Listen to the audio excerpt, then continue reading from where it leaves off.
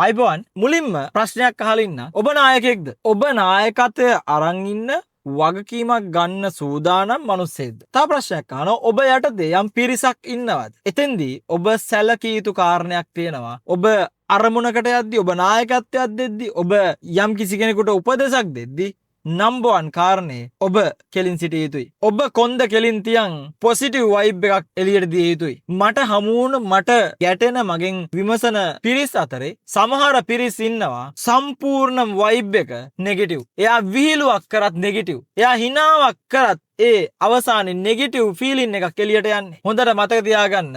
එහෙම කෙනෙකුට ඒක ස්ත්‍රී පුරුෂ දෙපාර්ශ්වයටම බලපානවා. කවදාවත් නායකත්වයක් දෙන්න බෑ. ඔබ පිරිසක් හසුරවන කෙනෙක් නායකයෙක් කියලා කියන්නේ. ඔබට විවිධ ආකාර විවිධ මූණු වලින් ඔබට අභියෝග ප්‍රශ්න එන්න පුළුවන්. හැබැයි ඔබට එන ප්‍රශ්න හමුවේ ඒ හැම ප්‍රශ්නයකම ඔබ එල්ලිලා හිටියොත්, ඔබ ඒක ඔළුවට අරන් ඒක ෆීල් කරන්න ගත්තොත්, ඒක තුළ ජීවත් වෙන්න ගත්තොත් ඔබ කොහොමද නායකත්වයක් දෙන්නේ? ඔබ හොඳට මතක තියාගන්න. ඔබට පිරිසෙන් එන ප්‍රශ්න එක එක්කෙනාට වෙනස්. එකින් එකට එක වෙනස්. තව කෙනකින් එන ප්‍රශ්නය නිසා ඔබ නෙගටිව් වෙලා ඒ නෙගටිව් ෆීලින් එක තව කෙනෙකුට පිරිසටම දෙන්න ගියොත් එහෙම වෙන්නේ මොකක්ද? අර ඒ ප්‍රශ්නේ නැති මිනිස්සයා, ඒ අදාළ නැති මිනිස්සයා, ඒ ප්‍රශ්නෙට අදාළ නැති මිනිස්සයාටත් වෙනමම නෙගටිව් ෆීලින් එකක් යනවා. ඒ ප්‍රශ්නේ ආවලුවට දාගෙන එයාගේ ගමන එයා ස්ලෝ කරගන්නවා. ඒ නිසා මේක හොඳට මතක තියාගන්න. ඔයා නායකත්වයක් දෙනවා නම් ඒක ආයතනය මොකද්ද, තැන මොකද්ද අදාළ නැහැ. ඒක gedara වෙන්න පුළුවන්. ඔබ නායකයෙක් නම් ප්‍රධාන වශයෙන් ඔබ ප්‍රශ්න වලට මුහුණ දෙන්න හයියක්, ගැම්මක්, ශක්තියක් තියෙන්න ඕන.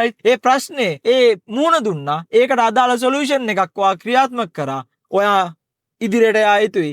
ඊළඟට අනිත් පිරිසත් එක්ක පොසිටිව් වයිබ් එකේ ඉදිරි අරමුණ වෙත යන්න ඕන. හොඳට මතක තියාගන්න. ගොඩක් තැන්වල රිසල්ට් එක ප්‍රතිඵල ප්‍රමාද වෙන්න හේතුව මෙන්න මේක.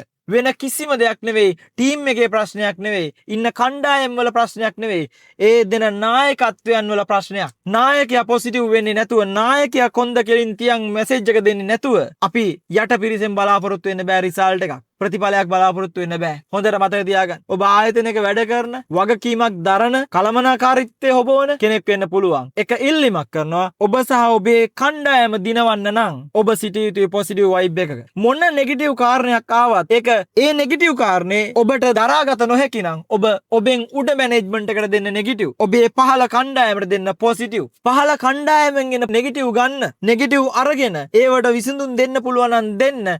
බැරි නම් ඉහළ කළමනාකාරීත්වයට ඒක පවරන්න. අන්න ඔබ සක්සස්. ඔබ සාර්ථකයි. නැත්තම් අර කවුද වගේ අඬාගත්ත ගමන් අයියෝ මොකද්ද කරන්නේ? මොකද්ද වෙලා තියෙන්නේ? මම දන්නේ නැහැ. මම මේ ප්‍රශ්න වලට කොහොමද මුහුණ දෙන්නේ කියලා තමන්ගේ කණ්ඩායමත් එක්ක සාකච්ඡා කරන්න ගත්තොත් වෙන්නේ මොකද්ද? හැමෝටම වෙන්නේ වලපල්ලට යන්න. හැමෝටම වෙන්නේ පරාජිතයෝ වෙන්න. කවදාවත් ජයග්‍රහණය වෙන්න ලැබෙන්නේ නැහැ. ජයග්‍රහණය කරන්න ලැබෙන්නේ නැහැ. ඒ නිසා මේක තමයි ප්‍රධානම කාරණේ. ඔබ හඳුනාගත යුතු නායකයෙක් විදිහට හඳුනාගත යුතු ප්‍රධානම කාරණේ. ඔබ කණ්ඩායමට හරි පොසිටිව් වයිබ් එකක් දෙන්න. ඔබ මේ වෙලාවේ කළ යුතු දේ මොකක්ද? ඔබේ කණ්ඩායමත් එක්ක කණ්ඩායමට පැහැදිලි කිරීමක් කරන්න. රයිට් ඕකේ. ඒ කණ්ඩායමේ එක් කෙනෙකුටනේ මේ ප්‍රශ්නේ තියෙන්නේ. ඒ කෙනාට ඒ ප්‍රශ්නේ විසඳලා දෙන්න අපි ඕකේ. අපි ඒකට ඇක්ෂන් එකක් ගමු.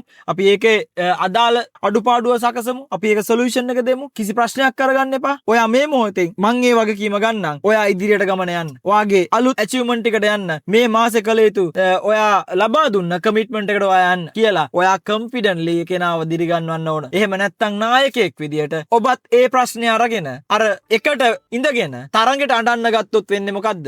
ඔක්කොටම වෙන්නේ ජයග්‍රහණ පැත්තකින් තියලා පරාජිතය වෙන්න. රයිට්? ඒ නිසා නායකයෝ විදියට, නායකයෙක් විදියට ඔබ කරන්න ඕන එකම දේ ඔබට එන ගැටලු, ඔබට එන අභියෝග ටික බාර අරගෙන යට මිනිස්සුන්ව, යට කණ්ඩායම සුව පහසු කරන එක. නිසා තව කාරණයක් මම ඔබට කියනවා. ඔබට එක ප්‍රශ්නයක් හමුවේ ඔබේ යන ගමනම නතර කරලා බලන් හිටියොත් වෙන්නේ මොකද්ද? උදාහරණයක්, ඔබගේ ලයිෆ් එකේ ඔබට එන අවස්ථාවක්, විදේශගත වෙලා හයර් ස්ටඩීස් වලට යන අවස්ථාවක් එනවා.